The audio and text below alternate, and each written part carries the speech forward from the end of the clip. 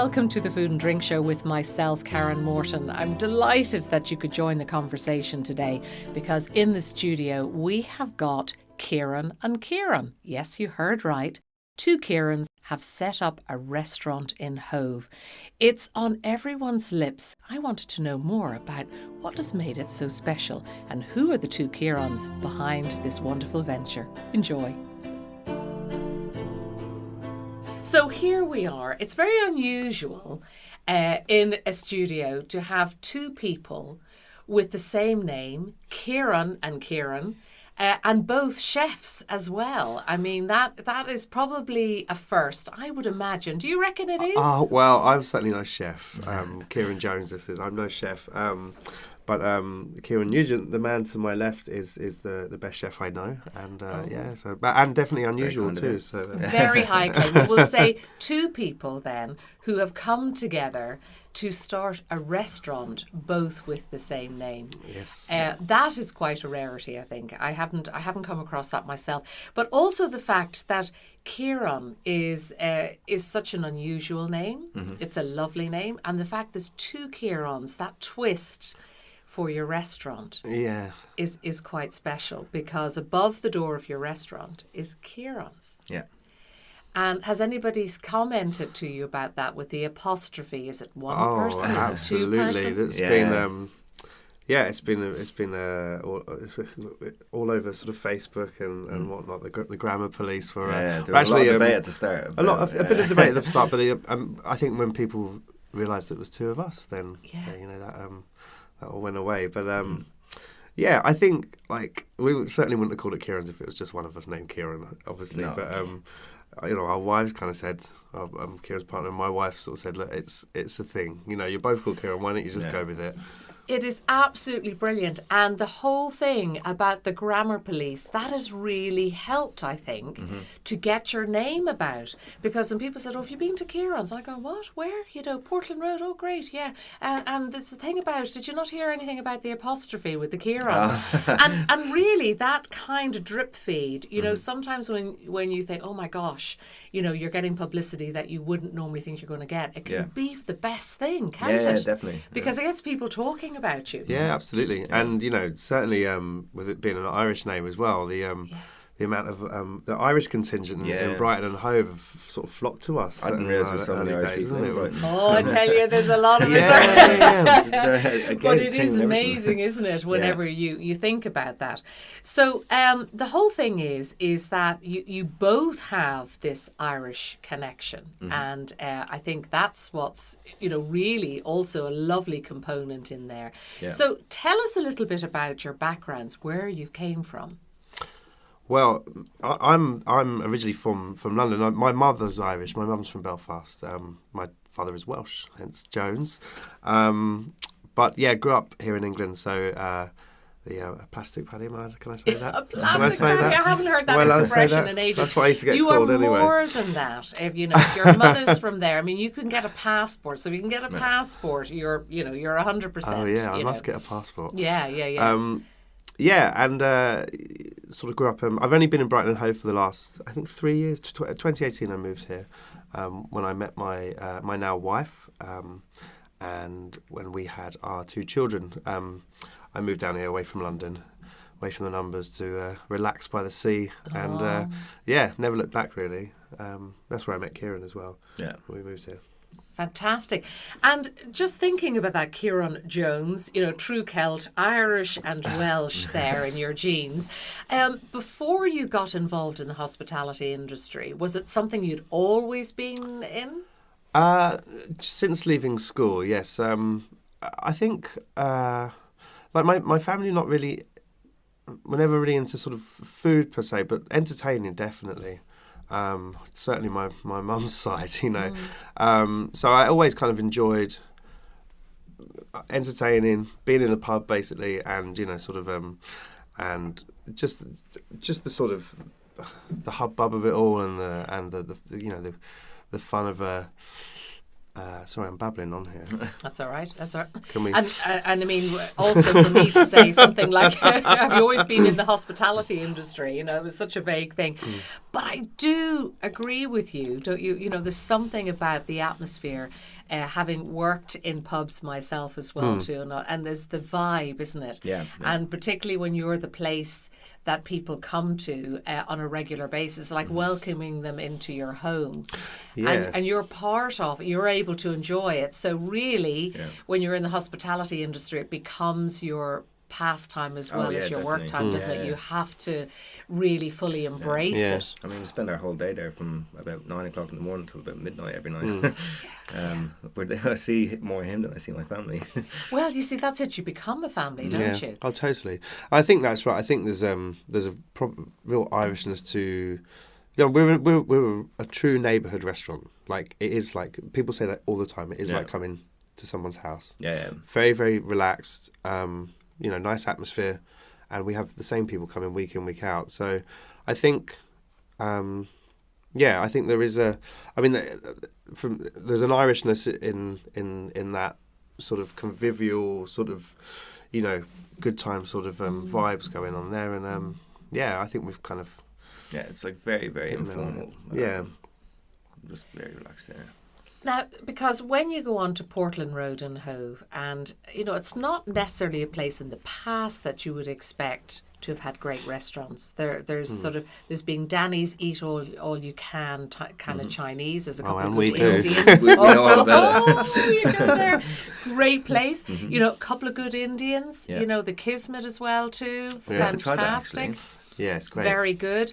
And then we've got Barney's that has sprung up as well too, originally from the lanes and what their little offering. Gorgeous little cafes, both in major groups and the small independents. But for, sort of, if you like, for the finer dining, I'm putting you in there. We're going up into a different sphere, really. But off New Church Road and away from Brighton city centre. And here we are on Portland Road. And how did you come about to open Kierans in Hove? Well, it's because he lived around the corner and he didn't want a massive walk to work. That is a very good reason for starting a restaurant. With the hours you do, you can fall out in your pajamas then. I've moved an hour away now, so that's wasn't the whole reason.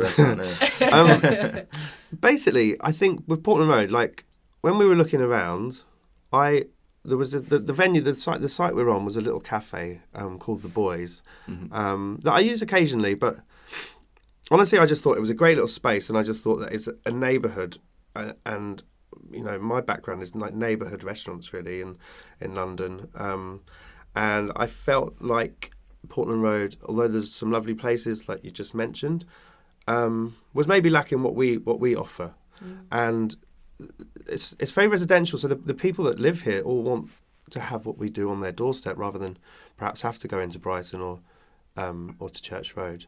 So I thought that it was a nice little spot for a restaurant like ours, really, and it's proven to be. Yeah, definitely. I think people feel very much a part of it, and it's very community driven. Like, we know our customers by their first names, and I think that's really important. I think that's why we're doing so well at the moment, to be honest with you. Yeah. So we're going to, of course, come to Kieran the chef in just a moment, because we want to talk about menus and the offering that you have. But first of all, I think we all have to recognise the fact that you opened up this restaurant in COVID times. And I know we're still talking COVID, but it is so important, isn't it, when we think about the restaurant trade, hospitality, the roller coaster. Yeah. And you both really cut your teeth, didn't you, in opening a restaurant in what could have been seen as the very worst of times. Absolutely. So tell us more about that. Well, I think people probably thought we were a bit mad opening last January, but I don't know, it kind of worked out the best for us, because it meant that, like, because it was like the worst kind of time to do it, it was kind of the best time to do it as well, because we were kind of opening when it was going to be at its quietest, and people weren't really on the streets, and then we were able to kind of build on that. So when people obviously were allowed be social again, it was a very soft launch, you know. Nice. So in that respect, it was very helpful. Yeah. But we feel kind of lucky that we were kind of born from the pandemic, really, because it's made us pretty tough. And you know, like, I think the December just gone, as we lost about 8% of our bookings, and you know, as I said, and had it not been for the experience we gained, you know, from day one, and have to think outside the box with our takeaways and our finish at home dinners, our pies, etc. I think I think we would have panicked a bit more, but we were actually in a pretty good position to just go, right, press the button. We're going to just change how we do things for the month of December, and honestly, it saved us. It really did. So, well, there's been this flexible approach that has come about in the hospitality trade through COVID. You know, everything from you can order online, takeaways, even delivering fresh produce to make yourself at home. I mean, everybody has become so inventive over the time, really, and websites, setting up overnight. And I'd like to understand what you do a little bit more, because when you go online and you look at your menus, and I'm sort of thinking, are you restaurant? Are you a supper club? You've got the takeaway offering. So tell us a little bit more about what it is that you do at Kierans. So it's all small plates, sharing. Like it's very informal, casual dining, and like we started off when we first opened for indoor seating. We were still doing like takeaway sandwiches and brunch, and I think there was a bit of confusion. It does get very confusing because sorry to interrupt. Because of opening during the pandemic, we've had to turn our hats to so many different things. Yeah. And we were a bit reluctant to take that stuff away, because it was obviously what was making us it was our bread and butter literally from the start. So there was a reluctance. Like we came known for like our chicken baguettes for like the longest time, and then there was uproar when we decided not to do them anymore. Because the intention was always to be a restaurant, but obviously for the first sort of 6 to 8 months, like our hands were tied, so we had to try lots of different things. And I think it's probably taken a little while longer than we'd have liked to sort of shake that off and just be an established restaurant. And then again, as I was saying, December came and we've kind of had to reintroduce all of these extracurricular things, so to speak. But grand. I mean, we're whatever. We just do nice food, and we're a nice place to come for dinner. And then there's extras like the takeaways. So, and as you said, you don't want to lose parts of that, because that is there are people that really want that service and the whole in your neighbourhood. So it's looking at how can that fit in long term to your business model. Yeah, we've definitely figured a way out this time around when we did it alongside our day-to-day. The day-to-day thing, we definitely were a bit more efficient. I think it wasn't so mad this time around. We were like, we're like 4 different businesses under one roof. We managed to figure out a way that it worked a bit more efficiently. So, working out these efficiencies, of course, there's the ordering and getting supplies and looking at your costs and what's risen and how does it fit in with your pricing. From being a chef, Kieran, this is the hard thing, isn't it? Going from Kieran. If I look at you, Kieran, you're the chef. So how did you, or how do you plan your menus? What's in your head when you're thinking about what would I like to cook? I don't know really. It's basically I just kind of go with what's in season, and I have like a little philosophy of I only like putting 3 or 4 things on a plate. I don't like 10 little fiddly bits or anything. So it's all, I think if you do 3 things really well, it's better than 10 things mediocre. And then, I basically, like when I contact like our butcher, I'll ask him like if he's got anything that like he wouldn't normally have, or anything that I haven't cooked before. And Yeah, we use this company called Natura. They've got an app that pretty much tells you like what's in season or what's coming in that day, and I literally will plan my menu based on what I see. So, and if I haven't seen something before, I'll always just try and get it in just to try it. And sometimes it works, sometimes it doesn't. So you like experimenting then? Yeah. But again, like our food is very, very simple. Like there's nothing complicated about what I cook. It's all like stuff that you could get in your mum's kitchen. Well, hey, and I mean, let's face it, we're all, that's the best thing when people kind of go, nobody can make it like my mum makes it. Yeah. Give us an example of 3 things that might be on a plate currently. Well, we just last night put on a nice rabbit leg dish.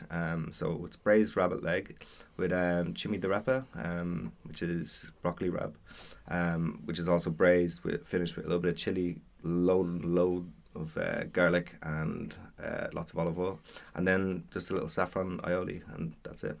A saffron aioli on the side, how nice. That was delicious. Yeah. Alex is coughing away there. We may not allow you in the studio again. We'll have to. The audience, you can't get the quality of audience anymore. So that's lovely. So there, you have to make sure that everybody at the table, hence sharing the platter. If there's loads, the way you said loads of garlic, you have to make sure everybody eats it, particularly if it's the person you're kissing when you go home. Isn't it? That's it. Yeah. What are your I mean, yes, you cook in season, but what do you find that you could not live without in the kitchen, Kieran? Vinegar for you, man. Yeah, vinegar. Yeah, I use a lot of vinegar in pretty much every dish. I always like things to be a mix of sweet, salty, vinegary, and pretty much. So, I always have to have those components, no matter what it is. I don't think Kieran ever seen vinegar before. You met me. Well, a lot of people don't think about using it, but as you said, if you're preparing a lot of dishes, vinegar can bring out so much in a surprising amount of dishes. Now, is there have you got an array of vinegars that you use? Well, yeah, we use cider vinegar, white wine vinegar, and sherry vinegar. So when I'm braising the chimi de rapa, I always finish that with a little bit of sherry vinegar, because it's kind of sweet as well, so it's not as harsh. That nice Lambrusco vinegar was. Oh yeah, we had that. That was nice. A Lambrusco vinegar. Yeah, that was really nice. Oh, were you drinking it by the bottle then before you realised it was vinegar? that would have been me. My taste buds. That's my palate for you. But that's lovely. And for our listeners, if if you haven't tried using vinegar more often apart from your chips, it's just giving that little splash. Definitely, yeah. That sort of wakens up different parts of the taste buds, 100%, isn't it? Yeah. Oh yeah, I think it's like key to like so many dishes, and like I don't think a lot of people use, like when I met my girlfriend, she seen I was like putting on broccoli like in the pan. She said, "What are you doing?" I was like, "Trust me." I was like, "This is like the way you have to have it." Well, you don't have to, but. Is there anything that has gone horribly wrong for you? The fact that you're trying things and you bring them back and you've got all sorts of ideas in your head. Lots of things have like. Things go wrong pretty much every day. But was there one real disaster? New Year's Eve, our pasta machine broke and we had ravioli on the menu. Oh so no! I mean that really is a disaster. Yeah, so pretty much we had to transform the dish into a tagliatelle dish, and just having to explain that to people who'd pre-booked tickets. It wasn't, well, I mean, I didn't have to, I got Kieran to do all the talking, but... well, the hospitality man, of course, yeah, I mean, front of house. To be fair, most people were like everyone was very understanding, like these things do happen, but it was like... It still tasted really good. Yeah, it was still really nice, but it was, again, I was like really disappointed in myself, because I was like, that's not what they came for, but it was alright.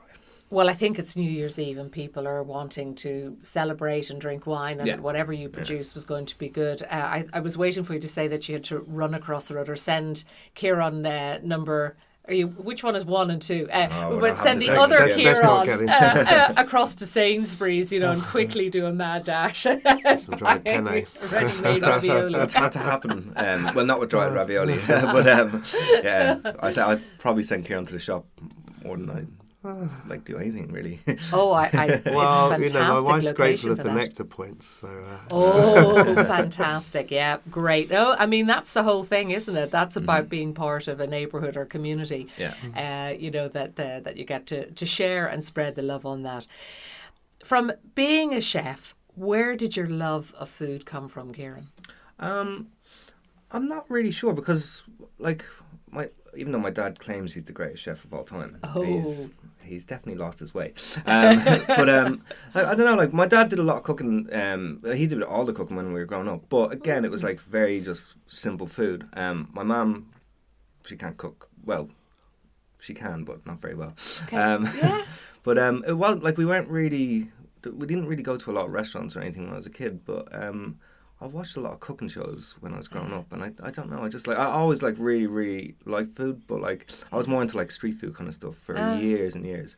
And then when I moved to London, I started working in fine dining restaurants, and then it just kind of grew from there. Like like over time, it's just I've become like a lot more passionate about it. Like I used to be a banker.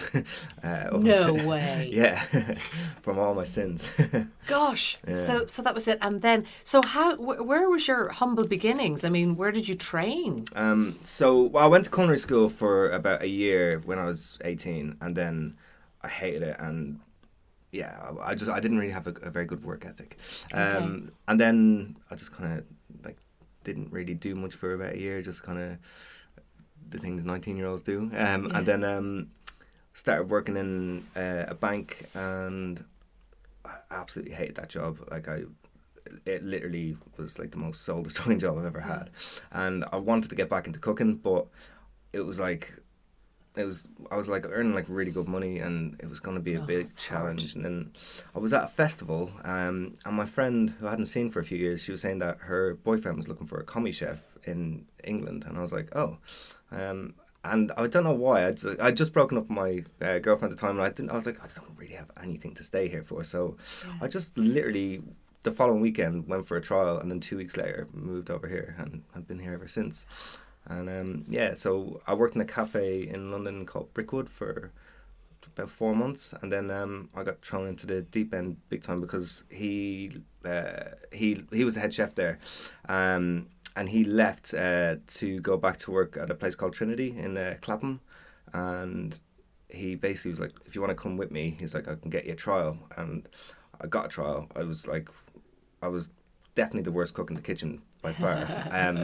But yeah, I ended up working there for about 4 years after that. And I loved it. And that's like a 1 Michelin star restaurant. But I really, really enjoyed my time there. Absolutely, I learned so much about food and like about how you work and things to do, things not to do.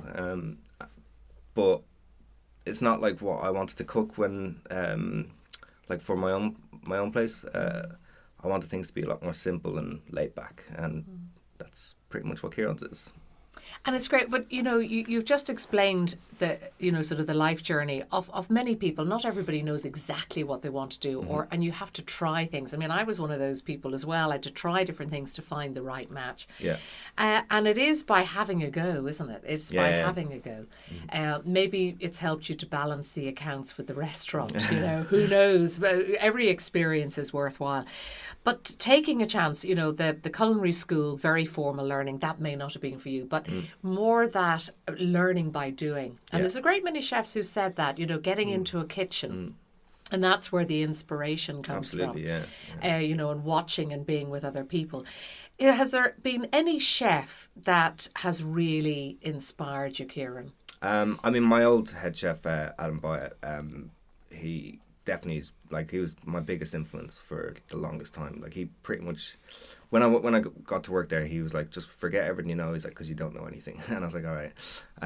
And he literally, there's an upstairs restaurant and a downstairs restaurant, and for the first 6 months, I worked upstairs with him. So literally, I got like hands-on experience every day, and he's one of the top chefs in the country. So it was amazing. It was like, I don't know why he hired me, actually, because like I had no skill when I went there, and it's just not a restaurant. Like he doesn't normally, well, it's not that he doesn't, but like it's not like people go there, usually having like a massive background in kitchen, so I had like 3 months in a cafe Yeah. at that point. But so I don't really know why why he took me on, but yeah, he was a massive influence. It still is like I still follow him on Instagram, and I think just the food there is just like unbelievable. But then I really like St. John's. Like that's just the simplicity of like everything they do there. Like it's obviously not simple, but it looks so simple. And they do boxes by mail for you to cook in your kitchen. Now, Paul Couchman, the Regency cook from Brighton, who is a co-presenter on the Food and Drink Show, he's a big fan. And during lockdown ordered, their boxes to include the steak, and they were just sort of salivating, at how gorgeous it was. So those restaurants, and you're talking about particular styles, and the simplicity is what you're saying that you really, really like. So that the food, the flavours are coming from the foods, the raw ingredients, and you're just trying to enhance in some way. Absolutely, yeah. I mean, even like at Trinity, even though like it is like it's a 1-star, it's very much fine dining, but he kind of instilled that philosophy into me of like just things need to be simple, things need to be right, and that's it. And like he always just says, like, it's just dinner. It's like that's all it is. He's like, don't overthink anything. And yeah, like there's nothing. It's not that there's nothing complicated about what they do, but it's again like when you see a plate of food from that restaurant, like it is very simple. Like it's very simple cooking, and it's. Yeah.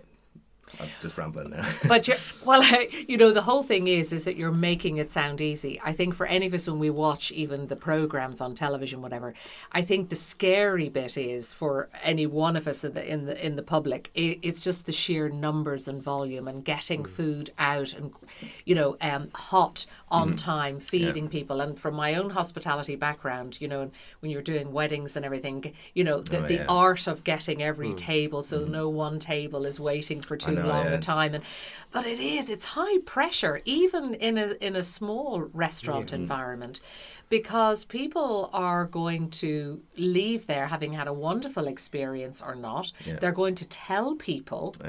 So, you're as good as your last meal, so to speak. And I'm going to swing now to the other Kieran, because this is a very big part of what you will be involved in, is that experience that people have. It's not only the food.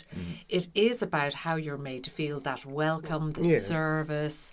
What kind of atmosphere? You've mentioned neighbourhood. So what is it that you're wanting people to experience when they come and to say when they leave? Apart from the food, I think the food obviously is the main reason. But there's an atmosphere, a very nice atmosphere, friendly, but not sort of over familiar.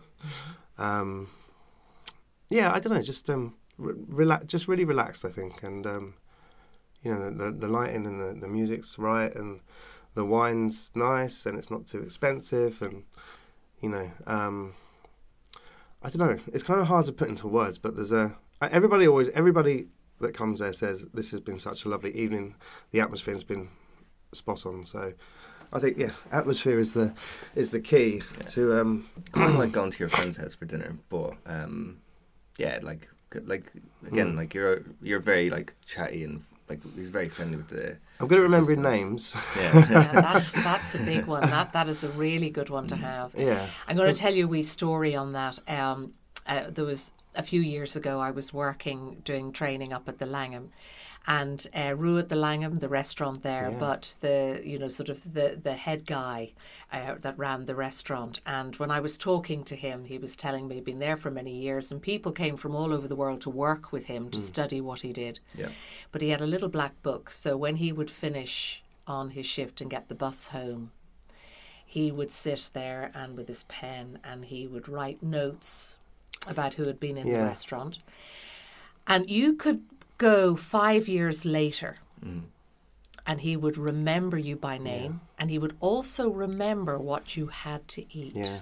I think incredible. I that's kind of I'm very good at that, remembering. I mean, I love people, I love talking to people, and I'm just really interested in I chat to people. It's not fake. There's nothing fake about it. It's not Sir, Madam, and there's nothing false about. I genuinely want to have nice chats with everybody and build relationships, and I do have that sort of memory as well. I guess from doing this for so long. I mean, I remember what people have been up to and what their kids are doing, and what they had to eat last time, and it's just, I guess, little things like that make people feel very welcome. Definitely. And you mentioned kids there as well too, and how many places do you go to where the kids may not be talked to directly as diners in their own right? Yeah. Not just kids. Oh, that's it. We've got these regulars, and this lady Sarah, she brings her son, and he's like one of our best customers. He has had his 12th birthday. Was his 12th? His 12th birthday on Wednesday. Watch this space though. He's definitely going to be he's obsessed with food. Yeah. Obsessed. So he's very sweet, isn't he? They're really happy birthday, Ned. Happy birthday, Ned. Yeah. But I mean, hey, you could have inspired a young chef there if you're saying, he's obsessed by food. Yeah. Well, be in very a few years' interesting. time, I'm going to try and hire him so I can take some time off. Yeah, I think that's it. Start training, with him sitting at the other side of the counter, really. Yeah, exactly. Now, I'm kind of going to swing back a little bit as well, too, because the two of you met at a restaurant very well known, sort of restaurant, wine bar, fun place to be, Chin Chin's, in Brighton. And that's where you came together, where the chemistry between you. So what was it in working together that made you think that, I think we could have a relationship together. Do you know what? When you were talking about St. John, I think we just had a laugh together first and foremost, and obviously had the same name, so there's a given we were going to be friends. But we had a chat one night over a beer about, and we had the London background, so we kind of knew some mutual people, and we talked about the same restaurants. But it was actually when we started talking about St. John and the simplicity, the simple food. Yeah. And if I ever had a restaurant one day, I'd want it to be that sort of food. It was never kind of on the cards that we were going to work together. But then, obviously, circumstances being, losing our jobs directly from the pandemic. We did talk about it quite a bit, but it was always kind of like, one day, we'll have our own spot. But it was like, I don't know, we were like obviously very comfortable at Chin Chin as well. But I guess when the pandemic happened, and when we were made redundant, it kind of forced us out of our comfort zone, I guess. Yeah. And then it was like it was very serendipitous because it was like we talked about it more and more, and then obviously our we lost our jobs, and then we thought, you know what, let's just do it. And you know what? The whole thing is, and what you said, Kieran, there about being born from COVID, and you were thrust into a situation where you had to make decisions. And I just wonder, I'm sure you both talk about, if the pandemic didn't happen, would we be here now? Yeah. Or would we still be working for somebody else? Totally. I think we'd probably still be working for someone else, actually. This is the thing, because as you said, that comfort zone and, that fear of, gosh, if we move that way and say, we'll think about it again in the future. Yeah. well, as well, we have, sorry to interrupt, we both have very young families. Our kids are the same age, and we were, when we were made redundant, our partners were pregnant with our second children, so it was really stressful. It wasn't like this is great, we can finally do our business. We we'd lost our job, so it was very distressing time. I was doing labor, and had it not been for the pandemic, we would have grabbed hold of whatever job we had at the time, and just worked for our families. But we're playing the long game now, and it's it's so far so good. So that's the other thing. It's like, again, obviously people thinking we were mad for opening in the pandemic. People also thought we were mad because both of our partners were pregnant when we were opening a new restaurant. Kieran's little girl, Emily, she was born on the day we got the keys to the restaurant, wasn't she? Wow, what a memory. I know, yeah. It was like,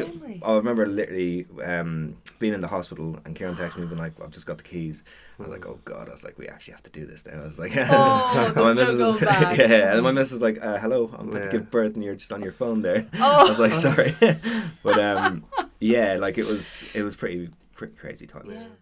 Isn't that a lovely journey for you both and your partners and families? The fact that you know, sort of you've started this together in very difficult times, Yeah. and you're going to be able to watch your children grow Yeah. up together as well too, and you know, love you and hate you. Yeah. And you can compare notes Oh, yeah. when you're popular. Oh when you're yeah, not. that's all. But We that's always so talk about lovely. our kids all day. Yeah. But I mean, had it not been for how supportive our my wife and Kieran's girlfriend are, and you know, in spite of the fact that they were both heavily pregnant and they had They're very, toddlers very to run patient. around, you know, and my wife also lost her job in the pandemic as well. So there was two of us unemployed, but she was just like, go for it, you know, just go for it, because if we don't do this now, then you know we'll regret it. So you know, whereas I was like, no, I'm going to be a postman or something. I just wanted Yeah. to find something so I could bring some money home really to the household. And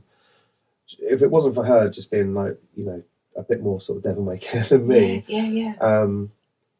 then I don't think I would have been as confident to do it. And I think, you know, you had exactly the same support from Roxanne. Yeah, absolutely. Yeah, she's our biggest fan. Yeah. So, you know, when you think about it, you know, being made redundant, and as you said, no money coming in, being broke, how did you get the funding to get Kierans off the ground? Well, both from Roxanne, from Kierans and partner, and from my in-laws as well, who have also been like an absolute rock for us, you know, financially and otherwise, you know, and really good customers as well. Oh, great! So they're getting payment, and they pay their bills. But that is good, because you know this is the big thing, isn't it? You know, sort of you know, that you're able to do that, and that is, you know, it's scary but so exciting, and it's nearly like a romantic story, you know, that over time when you look, this is how we started. You are going to bore your children when they're going off that old story again about how hard it was for us. Just getting back to what we were saying about the sort of our regular customers, we hear it so often that people feel like they've come on this journey with us.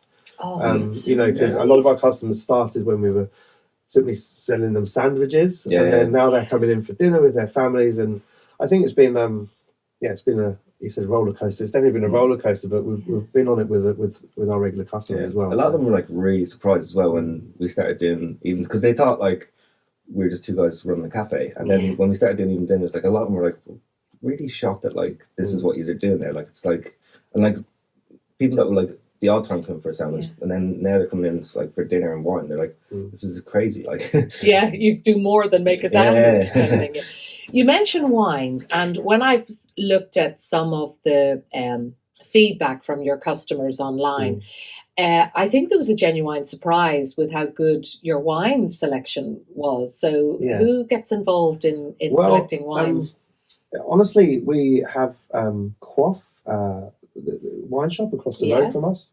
You know, I know a lot of wine suppliers have done this a long time, but they were across the road, and it just made absolute sense. Like they're fantastic. Matt and Toby and the whole gang are amazing.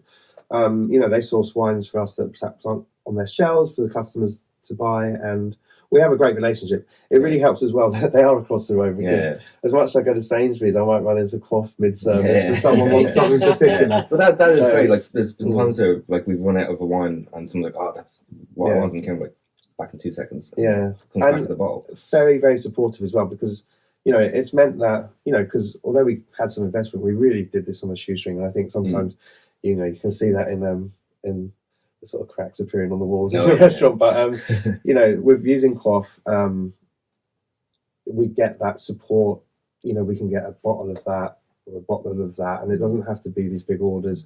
And they really know their stuff as well. They certainly do. You know, we're actually in a wine dinner with them in a couple of weeks. Yeah, actually, that's what are you doing? A wine dinner with them. Lovely, how gorgeous, and no better team, because they run wine tastings and everything as well, and very experienced in the business and do online trade and everything. So that's a lovely neighborhood working partnership, isn't it? Where you're all working together, and I think that's something lovely as well too about Brighton and Hove. I'm sure it is in other community as well, or businesses, but I know for sure that that's what businesses have said that have got them through these times that have been in it, is the collaboration and cooperation. Yeah. Between competitors, in supporting each other, and many feel that without they wouldn't have been able to continue. Well, like that's like any of the like places on the street. Like we don't even consider them like our competition. Like they're just our neighbours. Like, and yeah, it is really nice. Like the guys from Barney's, really really lovely people. We've often like gone if I've forgotten to order the cheese. We've often had to run across the road to get it from them. We're very lucky that we have all these walking distance. You have, and you've got the cheese man as well too, just a stone throw away, and you've got great suppliers on your doorstep really, and a wealth of food producers in Sussex to call upon. So give us some idea now of what, when you leave the studio today, you're going to be whisking off to get your pinnies on and preparing a menu. So what are you cooking up now? What's on the menu? I haven't even decided. I was going to ask. Oh my God, that's exciting. So just let me see. I'll get my shopper out and see what I can find. Well, we've got a really, really nice array of vegetables from Notori yesterday. I haven't decided how I'm going to use them, but usually what we do is we take out the box and pick a few things and decide based on that. So it's like tonight obviously I'm going to do the rabbit dish again, because that went down really well yesterday. I was thinking about doing a braised squid dish with orzo, and I don't really know what else is going to be on the menu. It'll depend on what we have. Nice to use orzo, because I actually find the texture of that to eat is so nice, and it's not often you will see that or get that. It's a lovely alternative, isn't it, to using sort of other rices, pastas, potatoes, whatever. It's really, really good. Delicious. Yeah, I love orzo. And what about sweets? Well, we only ever have one, occasionally two, but probably tonight I might do an eating mess tonight. I'm not in any way, shape or form a pastry chef. That's always been my weak spot. I was actually kicked off the pastry section in my old restaurant. So you do a good pudding? Well, yes, but only one. It's always something super simple, like really, really simple.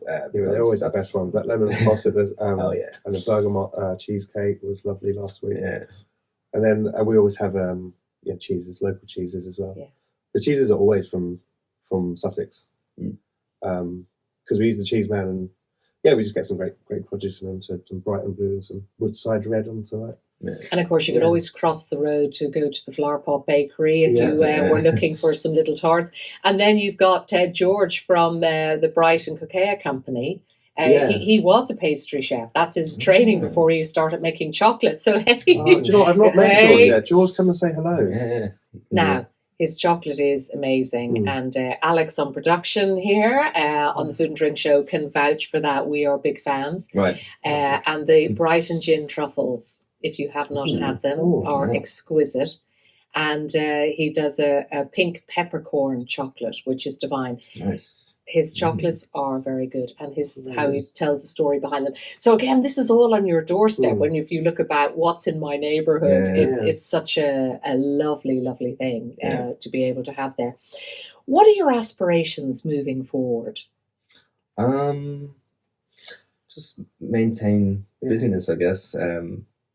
Just keep the restaurant flowing.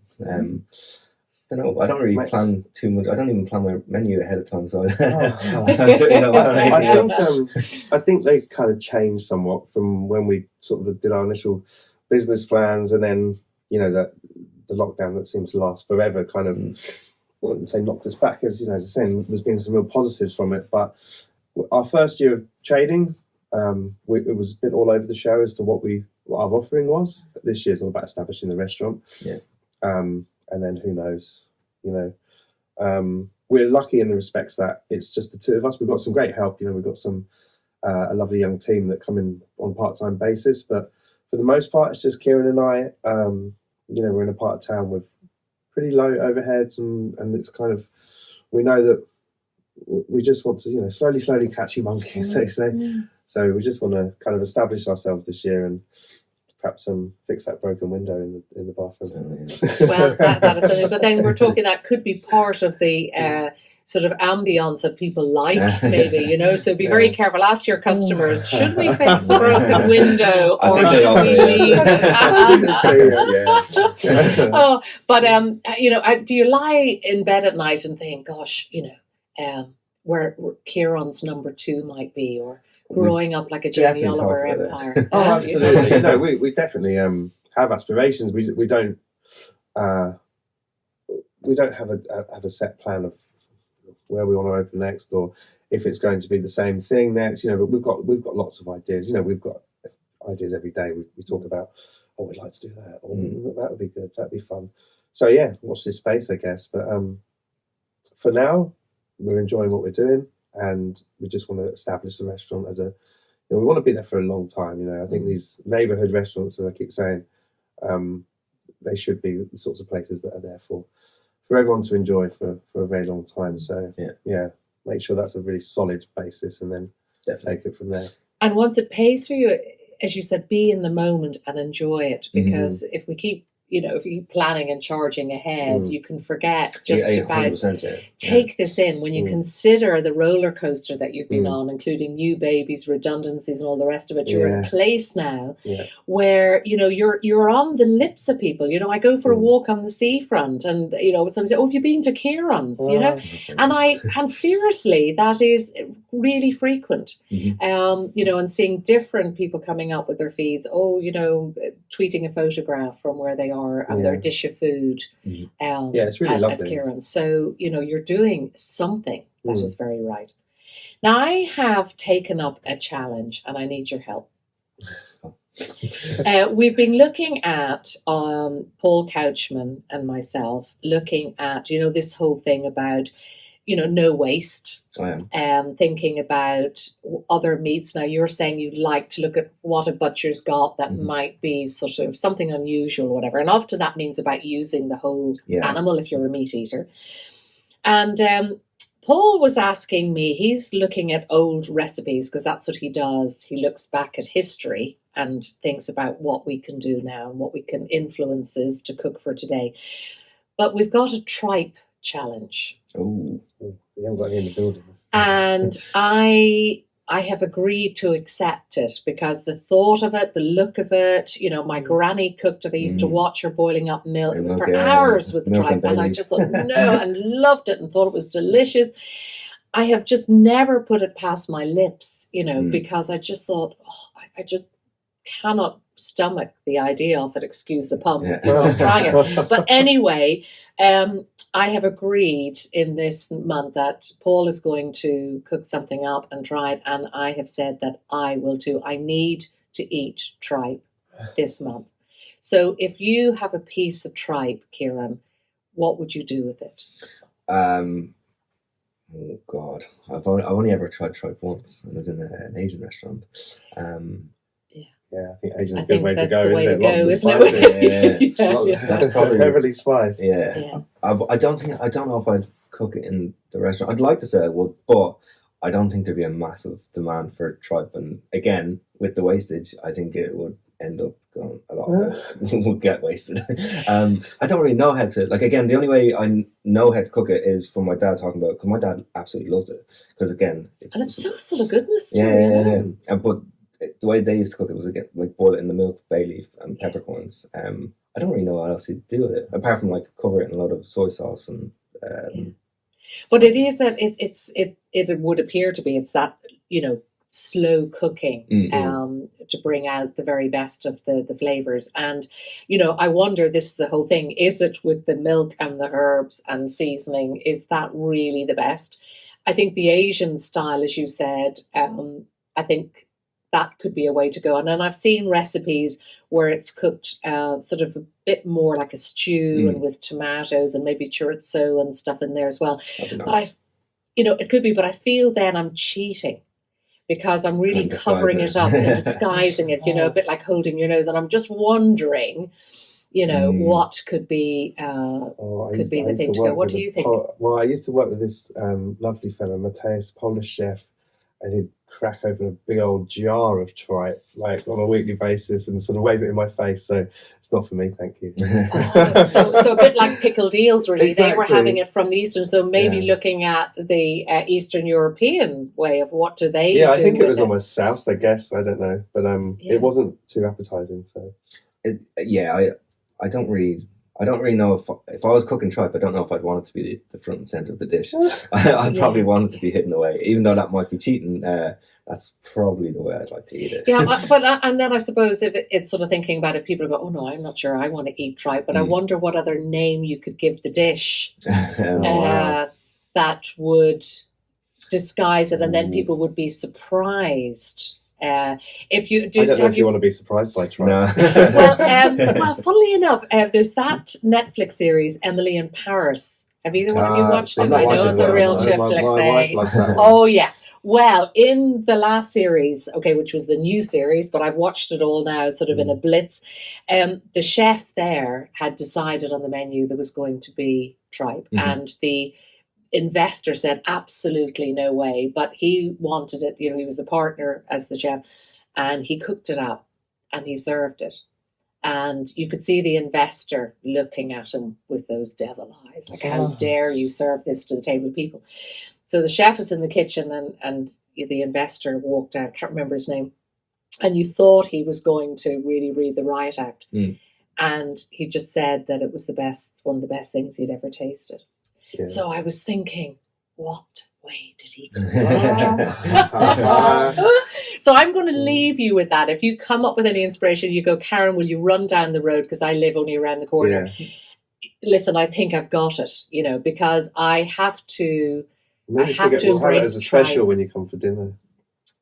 I'm actually kind of thinking now when I get some tripe. And just to play with it, I'm pleased to see. I'm glad you got that challenge. And then maybe do a little bit of Instagramming there, for getting. And Paul Couchman, the Regency cook on Twitter, he's doing that whole sort of tease out there, sort of about tripe. So join the conversation. Let's get some tripe. I think it is a conversation piece, just that whole thing talking about tripe. Being frugal, talking tripe.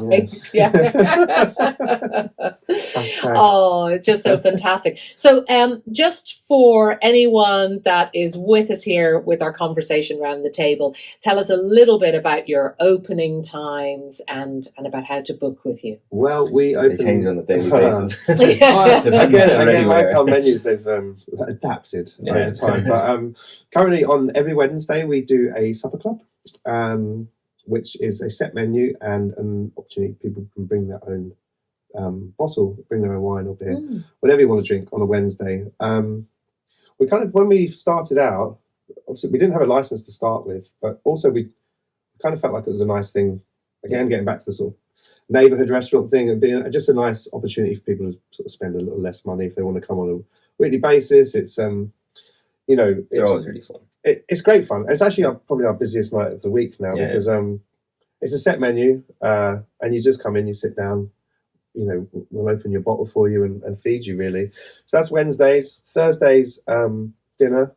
6 till 9. 6 till 9. 9:30. Whenever one comes, even if it's 10. We won't be speak nicely, please. We don't kick anyone out at 9 o'clock. That's last season. And then Fridays and Saturdays again dinner. We have a lovely sunny courtyard in the back of our restaurant, which is really lovely. But I kind of get the feeling that we're going to be quite a seasonal place with respects to lunch times, because they have been quite quiet. With just the indoor dining, but as soon as that sun's out, I think that'll definitely change. So at the moment, it's just dinner on Fridays and Thursday, Friday, Saturday. But we will, when springtime comes, we'll open for lunch as well. And then Sunday we do a Sunday lunch, which is quite like the supper club in regards everyone eats the same thing. Sunday lunch is a great. But it's not bring your own bottle that day. Okay, that's fair enough, and it's good to know those things. And do you have to book, or can you walk in? It's best to book. Like, we're not very big, and we are busy. Certainly, I think Thursday nights are probably if you want to walk in. That's your best really, because we are generally booked up on Wednesdays, Fridays, Saturdays. But it's always best to give us a call, or on our website, Instagram. You can book via all the usual channels. all the usual challenge as well. And it's so easy to find you as well, Kierans. Well, listen, thank you for, coming on the Food and Drink Show. It's been so lovely to have you both here, to meet you, because you have been a total enigma to me. I just keep hearing Kierans, and it's just lovely. And I'm so looking forward to enjoying the experience with you and tasting your cooking. And don't forget the Tripe challenge. No, we will. Challenge accepted. Yeah. Okay. Excellent. Thank you very We're much. sending that out. Yeah. Lovely to have you both. Cheers. Well, that's it for the Food and Drink Show. I hope that you enjoyed the conversation. Weren't they amazing, really, to start a restaurant in the time of COVID and create something that is just working out wonderful? Neighbourhood living and neighbourhood cooking. I hope you enjoyed the show, and we'll see you next time.